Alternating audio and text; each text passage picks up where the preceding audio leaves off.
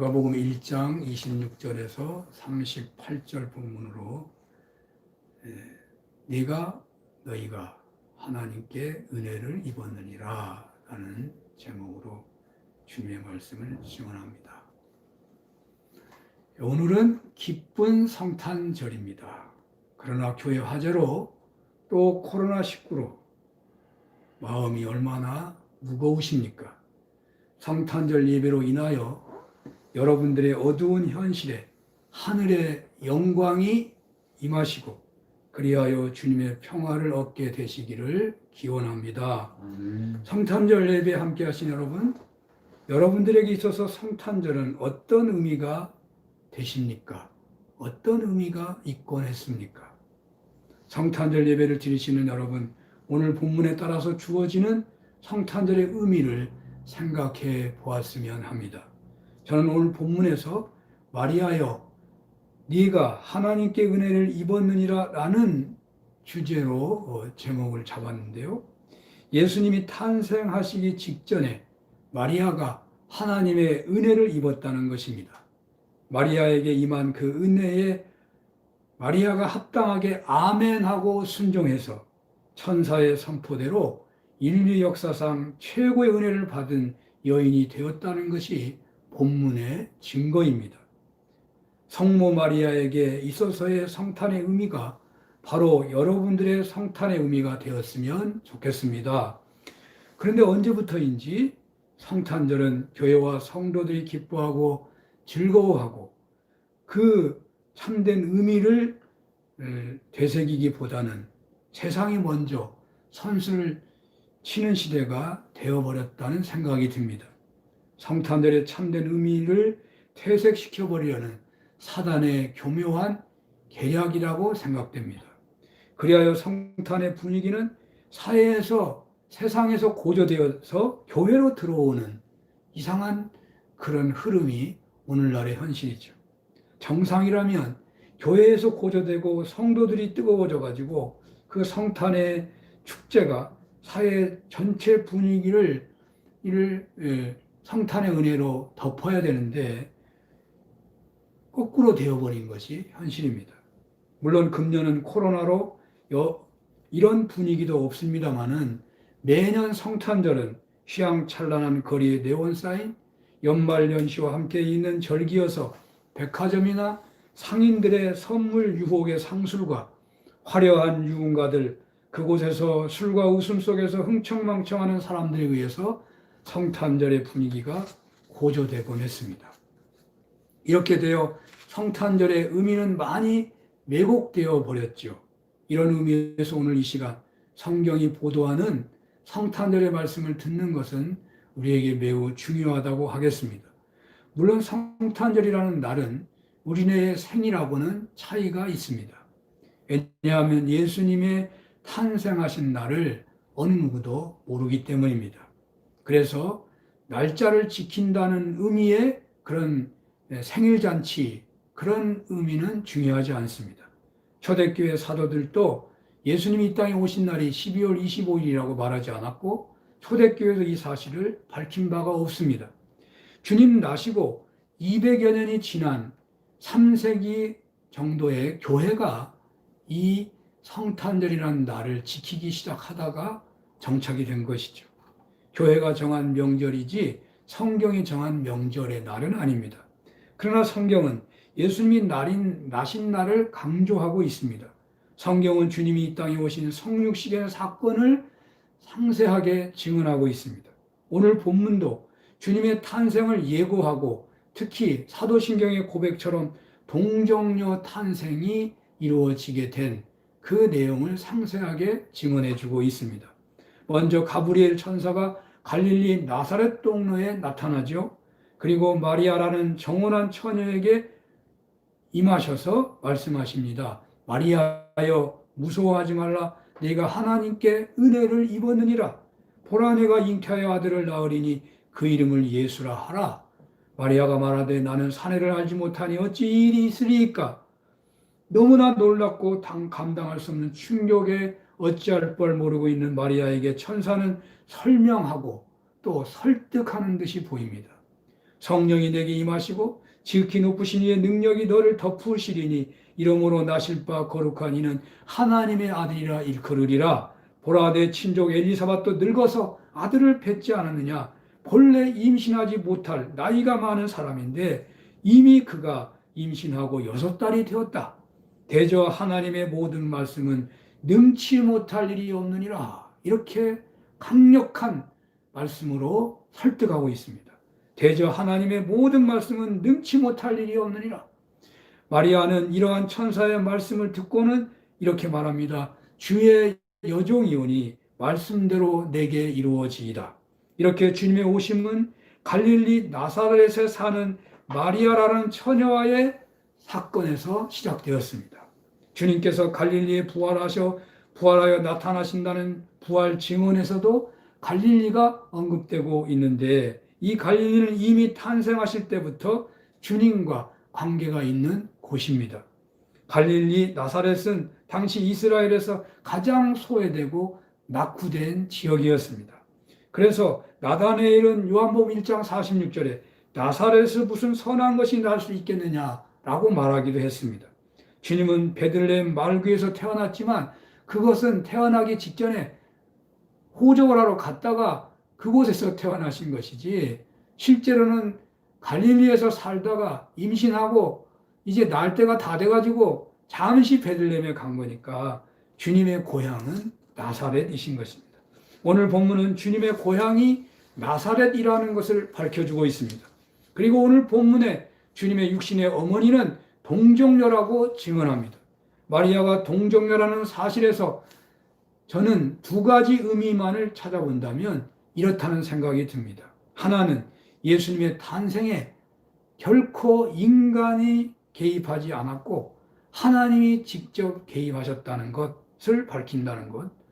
두 번째, 또 하나는 하나님께서 예수님을 보내신 방법이 얼마든지 여러 가지 방법이 있을 텐데 왜 하필이면 여자의 후손으로 하셨을까?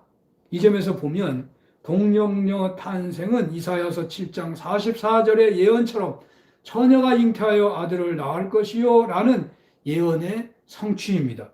또 창세기 3장 15절에 있는 여자의 후손이 사단의 머리를 상케 하리라는 말씀의 성취라고 하겠습니다. 그리고 또 오늘 본문은 중요한 주님의 탄생 보도의 내용 속에서 가장 당시 소외된 계층이었던 한 여성의 위대한 믿음을 증언해 주고 있습니다. 38절인데요. 38절 한번 보겠습니다. 38절 제가 읽어봅니다. 마리아가 이르되 주의 여종이오니 말씀대로 내게 이루어지이다 하매 천사가 떠나니라. 주의 여종이오니 말씀대로 이루어지이다 하매 천사가 떠나니라. 동정녀 아기 예수 탄생의 기적이 바로 이 말씀에, 이 믿음에, 이 고백에 있었습니다. 성탄절이라는 기적도 인류 구원의 서막도 이 고백과 함께 문이 열린 것입니다. 주의 여종이오니 말씀대로 이루어지이다.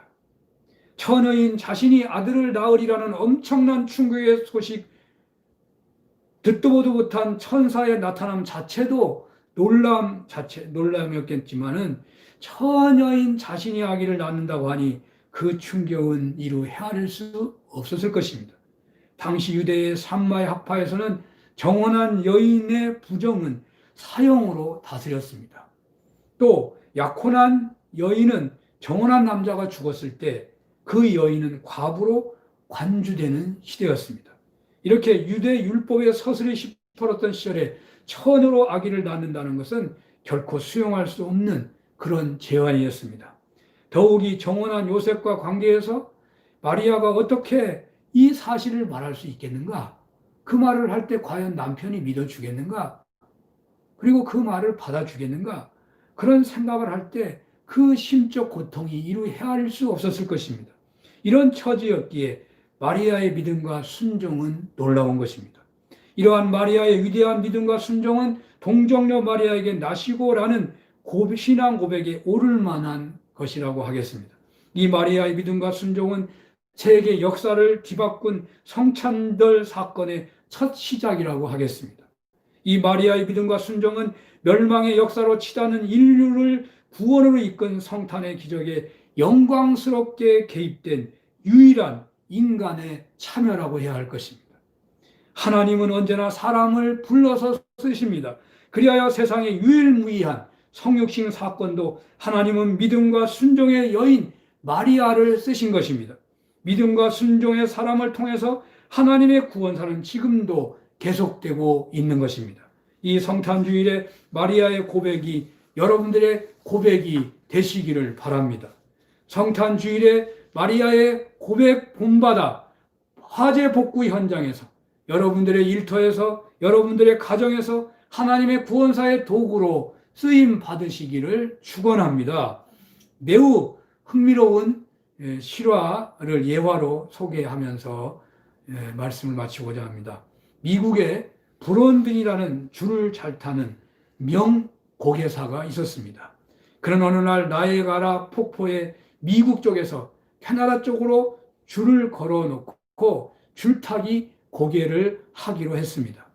가보신 분들은 꼭 아시겠지만 나이아가라 폭포는 대단히 웅장한 폭포입니다. 우리나라 백두산의 장백폭포나 서귀포의 천지연 폭포와는 비교도 되지 않습니다.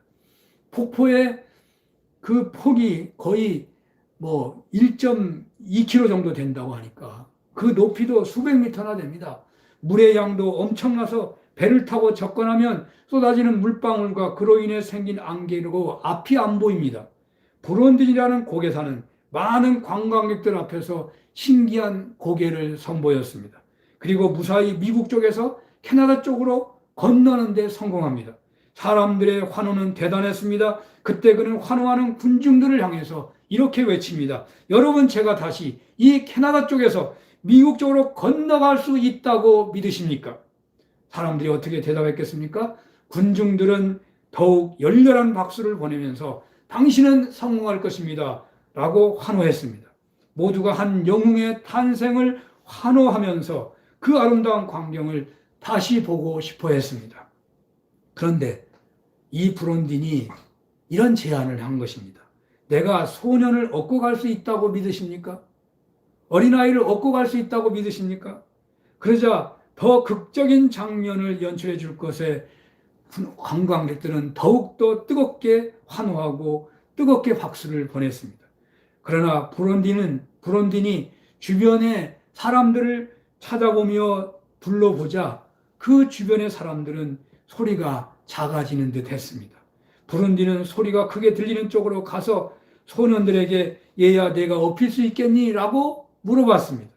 그러나 그 소년들은 업히지 않는다는 겁니다. 또 환호하는 소년들에게 다가가서 업혀보겠느냐? 그렇게 요청을 하니까 이제는 소년은 따라가려 하는데 부모들이 결사반대고 어른들이 결사반대입니다. 그는 낙심하지 않고 계속해서 환호하는 소리 속으로 들어가서 소년을 찾았는데 뜻하지 않게 한 소년이 나타났습니다. 아저씨, 저는 아저씨를 믿어요 라고 하면서 제가 업히겠습니다. 마침내 그는 한 소년을 얻고 세계적인 줄타기 고개를 시도했고 놀라운 성공을 했다는 그런 기록이 있습니다. 사랑하는 여러분, 많은 사람이 믿는다고 소리쳤지만 막상 자기 생명을 위탁한 사람은 한 소년뿐이었습니다. 생명을 위탁한 그가 멋진 세계적인 줄타기 고개의 주인공이 될 수 있었습니다. 믿고 받아들일 수 없는 현실에서 천사의 말씀이니까 믿기는 믿는다고 하지만 처녀가 아기를 낳는다는 그 끔찍한 현실이 자기 자신에게서 일어나야 한다는 것은 결코 순종하기 어려운 현실이었습니다. 바로 이 현실과 같은 자리에서 마리아는 믿고 순종했던 것입니다. 그녀의 이 믿음과 순종은 예수 탄생의 기적의 주인공이 되기에 충분했습니다. 성모 마리아라고 칭호를 받기에 충분했습니다. 성탄절에 우리는 이러한 믿음과 순종을 마음에 새겨야 하겠습니다. 물질을 믿지 마십시오. 어려운 현실 때문에 두려워하지 마십시오. 하나님은 우리 믿는 자들에게 친 하늘 아버지가 되십니다. 하나님 아버지께서는 늘 우리에게 더 좋은 것을 주시기 원하십니다. 성탄은 우리를 향하신 하나님의 사랑의 극치입니다. 여러분들을 사랑하시는 하나님을 믿으시고 주신 말씀을 믿으시고 순종하십시오. 성탄은 전능하신 하나님께서 우리 사람에게 실제적으로 오신다는 예표이기도 합니다. 예수님 십자가에서 죽으시고 부활하신 후에 그리스도의 영이 초대교회에 임했습니다. 또 로마서 8장 9절에는 너희가 그리스도의 영이 없으면 너희는 그리스도의 사람이 아니다 라고 했습니다. 신앙은 상상이 아닙니다. 신앙은 고백이나 실존 차원에 머물지 않습니다. 신앙은 실제고 신앙은 능력입니다. 하나님께서는 여러분들에게 임하실 수 있으십니다. 네가 하나님의 은혜를 입었느니라 라는 말씀은 예수 믿는 우리 모두에게도 해당되는 말입니다. 너희는 하나님께 은혜를 입었느니라. 아멘하고 순종하면 하나님의 구원의 은혜가 충만하게 임하는 것입니다. 나쁜 것이 좋아지는 구원의 은혜, 어려움을 극복하는 구원의 은혜, 시험을 통해 더욱 성숙하게 하시는 구원의 은혜, 뜻밖의 성전의 화재로 망연자실 아연실색의 위기에서도 마침내 더 좋은 것으로 열매 맺게 하시는 하나님의 구원의 은혜가 충만하게 임하게 되는 것입니다. 믿음과 순종의 여인 마리아여, 네가 하나님께 은혜를 입었느니라. 약한 자여, 사람 취급받지 못했던 여인이여, 네가 하나님께 은혜를 입었느니라. 갈릴리 같은 곳에서, 나사렛 동네 같은 곳에서 고난당하는 자여, 코로나19로 또 교회당 화재로 어려움을 겪고 있는 사는교회 성도 여러분들이여, 너희가 하나님께 은혜를 입었느니라. 가난한 자여, 소외된 당한 자여, 질병으로 고통당하는 자여, 네가 하나님께 은혜를 입었느니라. 죄짐을 지고 허덕이는 자여, 죄로 인하여 고통을 당하는 자여, 자기 예수님, 자기 백성을 저희 죄에서 구원하실 분임을 믿고 순종하는 너희가 하나님께 은혜를 입었느니라. 믿음과 순종의 사람들이여, 너희는 하나님의 은혜를 입었느니라. 고난의 땅 갈릴리여, 나사렛이여, 고난의 땅 한반도여, 네가 성탄을 기뻐하고 아멘하고 순종하기만 하면 네가 하나님께 은혜를 입었느니라. 지금 코로나로 고통 중에 있는 이들이여, 지금 교회당 화재로 망연자실하는 성도들이여, 성탄을 아멘하시고 순종하면 너희가 하나님께 은혜를 입었느니라. 환난 중에서도 믿음을 붙잡고 순종하는 자들이여, 너희에게 하나님의 은혜가 입었느니라, 임하였느니라. 성탄을 축하하며 경배하는 사는교회 여러분들에게 이런 은혜가 있으시기를 축원합니다. 아멘. 기도하겠습니다. 아기 예수님 오신 것을 축하하는 성탄절에 하나님이 우리를 사랑하사 독생자를 세상에 보내신 것을 믿고 십자가 지시고 부활하신 그 주님 모시고 순종함으로 어떤 환난 속에서도 우리는 모든 삶의 영역에서 구원의 은혜를 체험하며 살아가게 하옵소서. 예수님 이름으로 기도합니다. 아멘. 시간에 찬송가 116장을 부르시면서 이 예물을 드리도록 합니다. 예물은 계좌로 보내주시면 되겠는데요. 예물의 제목을 꼭 써주시면 좋겠고, 이름도 기록하시면 정직하고 바르게 하나님 앞에 바치는 예물을 담당하신 분들이 잘 관리할 수가 있습니다. 찬송가 116장을 부르겠습니다.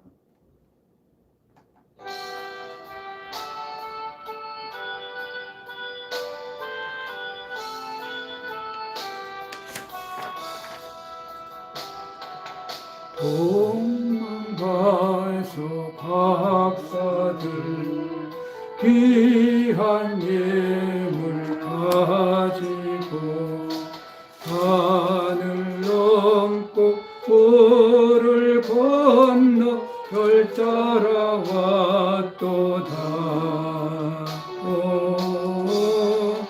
단일 밤에 밝은 별 아름답고 빛난 별 아기 예수 계신 곳에 우리 인도하여라.